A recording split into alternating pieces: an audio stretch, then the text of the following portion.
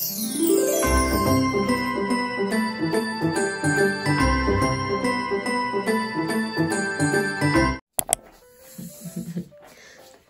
morning. Oh, haircut. Napakita niya na. She made her bed though. Sama, good morning everyone. Good birthday. Did you sleep well? Yeah, good, pretty. Pretty banana. You wanna wear this one? I love this one. The pink one, this one.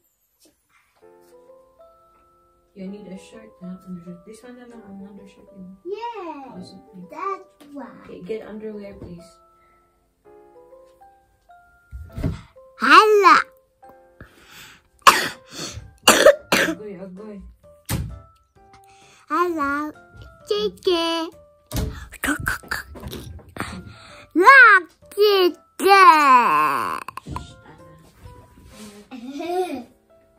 Brush your teeth and then clean you. Nilagyan na ulam kaya mag-ubangin mo.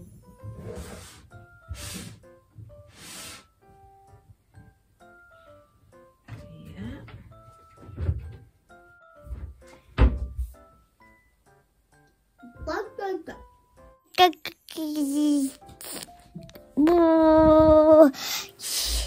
Rakesh.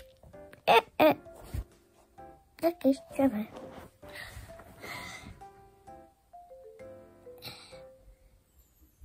You can make pretty true.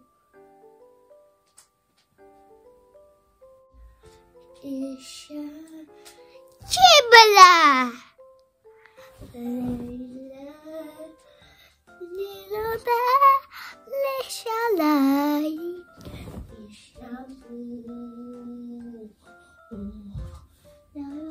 Dat mag niet. School mag, moet je daar. Je hebt zelf gymzaal. Mag straks met oudjes spelen, met Alexis, ja? Is dat goed? Heb je al dat blad met mama gedaan? Sama, doei doei titas. Doei doei. Oh, na later na. Sige na. School na po si Anna. Oh, anders ben je te laat, Anna. We zijn bijna te laat, hè? Kom. Ga je met de fiets? Nee, met de kar. Het moet regenen, maar we moeten gaan, Anna. We zijn bijna te laat. En de Zoomer wil go. Zie je Zoomer? Your tas, Anna. What's your bag? Hier, ja. Okay. Dat is je Zoomer. Doei doei. Doei. Houdoe meisje. Ja, kom maar. Kom maar, loop Anna, alsjeblieft. We zijn te laat.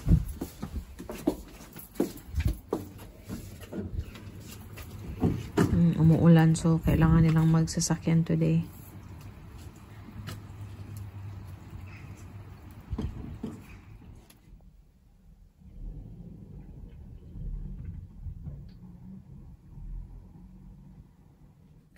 Good morning sa inyong lahat. Welcome na naman po sa panibagong video.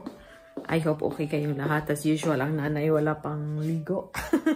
Pero marami na po akong nagawa this morning. Nakapag-ready na ako sa aking ampalaya kasi magigisa ako ng ampalaya with minced beef. Yung sayote ko, gigisa ko din siya with beef. So, magluluto po ako ng maramihan. Hindi maramihan. Lutuin ko po sila before sila masira. Tapos init-init na lang ba? Ano po dito? Wednesday po dito. And yun na, si Anna papunta na po sa school. Si Ruth, may event po siya mamaya. I think siya yung mag-represent ng company nila. May event yung isa sa mga clients nila. So, siya yung pupunta doon. Yun, malayo ang drive. Mga 2 hours yata. So, gabing-gabi na siya makakauwi. And that last night pala, after kong nag-part-time doon sa school, kasi doon si Ruth tsaka si Anna, tinulungan nila ako ang sinamahan. Sabi ni Ruth, mag-drive-thru tayo, punta tayong McDo. So, kasi busy masyado sa drive-thru, pumasok na si Ruth. Guys, hindi na ano ni Anna. Siya talaga nag-request na gusto niya ng chicken nuggets. But, hindi na niya nahintay yung tatay niya. Sabi niya, antok na ako. Nung bumalik na si Ruth sa sasakyan, yun na, nakatulog na si Anna. Ginising ni Ruth. Pero nakikipag-usap siya ng konti kay Ruth. Parang, sige, kainin ko yan. Yung ganun pa. Mag-insert pa ako ng picture ni Ana. Ang cute-cute niya. Agoy.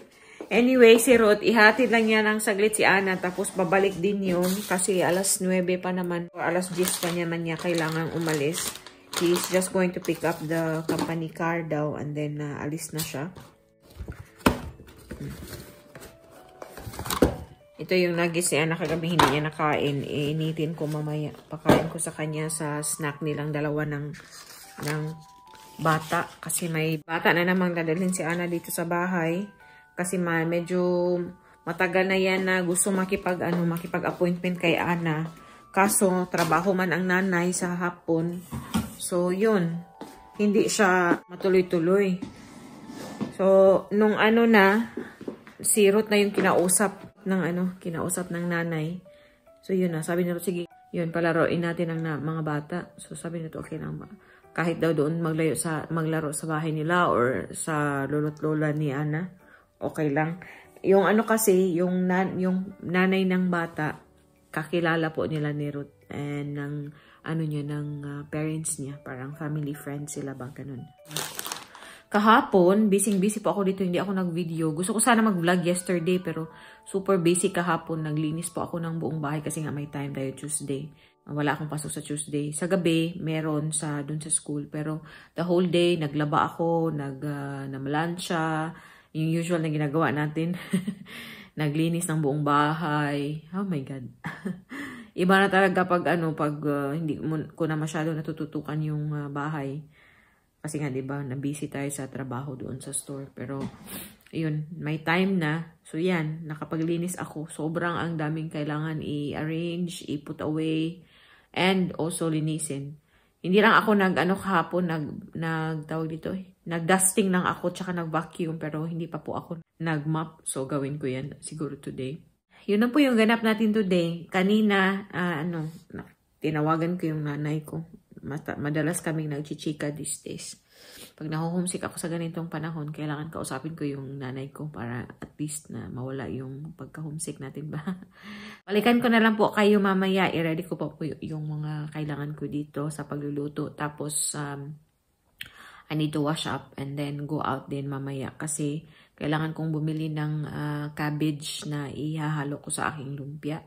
So, yun ang gagawin natin. And also, more fruits for Ana. Check. 9:30 na po dito. Nakaluto ako ng 3 dish. May ampalaya tayo dito na may itlog. Yan. Yung secret pampasarap ko is yung sweet and sour na sauce. Yung panglumpia sauce ba. Tapos, may nagkamali si Mr. nito Instead na minced beef yung nakuha niya. So, anyway, niluto ko na lang. With basil po ito. Ayan. And then, yung aking sayote, carrots, and beef na may oyster sauce. Diba? Nakaluto tayo ng 3 this morning. Kain. Yeah, joke lang. Ano po ito? I-freeze ko lang sila. Ayan. Pasensya at hindi ko na lang po pinakita yung pagluto ko kasi nagmamadali po ako ba. And kasi nga, lalabas pa ako today to buy the cabbage. And then, hindi pa nga ako nakaligo. Yan, kain na po muna ako. May kape ako dito. Yan, coffee. And then, may sobrang konting rice, guys. Rice, tsaka yung aking niluto na beans kahapon. Ininit ko lang din. And, tawagan ko po muna yung nanay ko while kumakain ako. Kasi magchika na naman kami. Lamig. Naglalakad na po ako ngayon papunta doon sa truck ng mga prutas at saka gulay. Dala tayo ng maliit na bag para lagyan natin ng mga bibilhin natin. Ang lamig. Uy, 10 minutes na lang guys. Naalis na yung yung truck. Ang lamig. Ayun na Diyan. Kaabot pa ako guys. Ayan, bili tayo nito.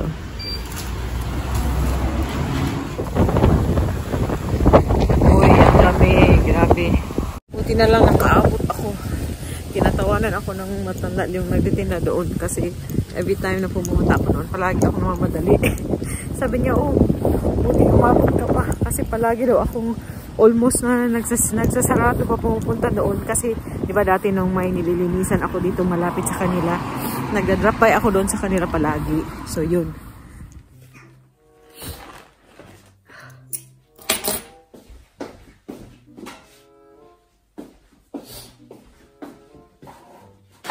Uy, grabe katugnaw.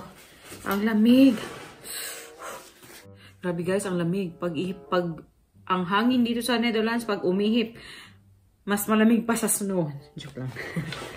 Mag-haul po tayo ng mga pinamili ko doon sa sa truck. Ayan. Maliliit yung kanilang strawberry ngayon. Hindi na kasi season din. Ayan Mas gusto ko pong namimili ng prutas tsaka gulay sa straight from the farmers talaga. Yan. Pero, alam nyo na, kakarelate yung mga parents na, or kahit hindi parents, yung mga busy ba, yung palagi sa busy yung schedule sa trabaho, ano-ano pa. Syempre, ang pinakamadali, pumunta doon sa supermarket. Kasi nga, di ba, open sila hanggang anong oras. Pero pag may chance or pag may magka-time talaga, mas gusto ko pong bumili doon sa mga farmers talaga. And then bumili din ako ng snow peas kasi magpapansit po ako. Agoy. Makato sa sipon. Tapos bumili ako ng apples. Yan 3.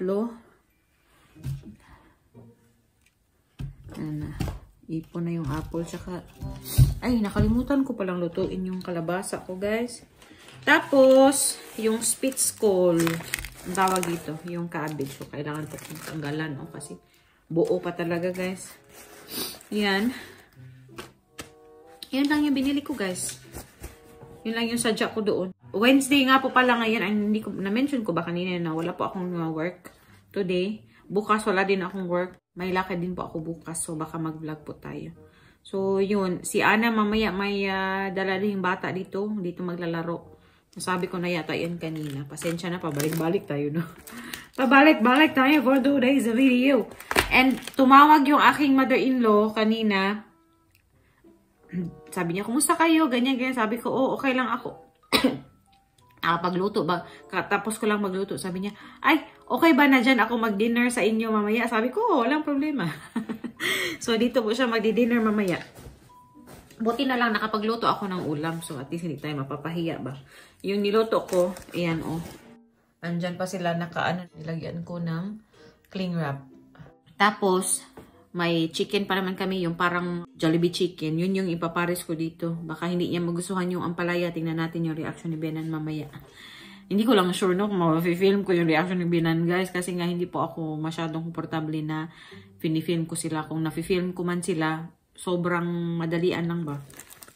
Let's put this away. Yan. Tapos na pala yung aking hinugasan. So, may na natin to. Agoy. Yung sipon ko, guys, tumutulo talaga.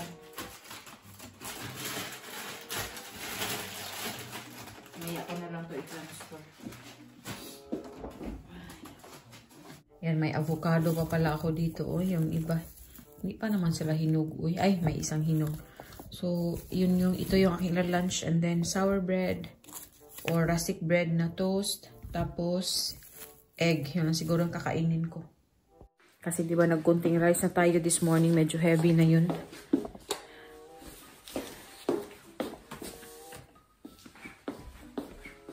Parang nanibago si Mr. guys. Kasi first time niyang medyo malayo siya, sa Skindle for work.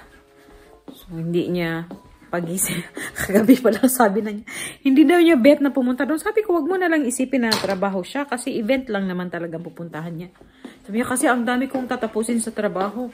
May naman, may kasamahan naman siya na relyebo palagi pag wala siya.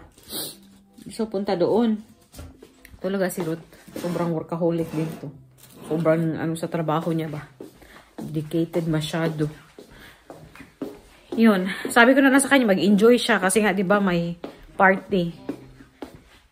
Feeling ko nag-start na ngayon kasi hindi na nag-text. May time pa po ako, 12:35 pa po dito, and may 1 hour, mga more than an hour pa tayo before ko i-pick up si Ana tsaka yung kanyang kaklase. Dito po sila maglalaro. Malinis na naman po yung bahay. So hindi tayo nahihiya na pumasok dito yung kaklase niya tsaka yung nanay. Syempre ihatid ng nanay mamaya. Nanonood ako ng mga music videos. Akala mo naligo, kaya idaan na lang natin sa pa-earrings natin. Hindi, nag-half bath naman ako, guys. Grabe. Yung buhok ko lang, hindi ko po siya binasa. Kasi, normally, yung buhok ko, binabasa ko po siya mga 2 to 3 times a week lang. Kasi hindi naman siya healthy din para sa ating hair, tsaka sa ating scalp.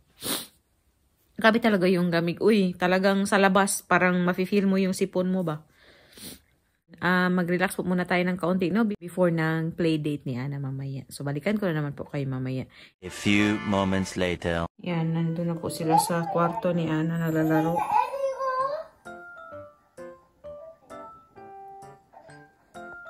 They're choosing books. Which books to read. Cute nila, eh. En ze gaan er in de boot. Dus ze gaan er bij de boot de schatjes zoeken. En zij is in de boot. Hey, even joh. Hey, ik heb iets gevonden. Ik heb een foto gevonden. Dan kun je mee in de haag doen. De vis die zegt ik ben bang. And then, Ana. Oh, nee. Be careful, ha? Okay. Yeah. Mir.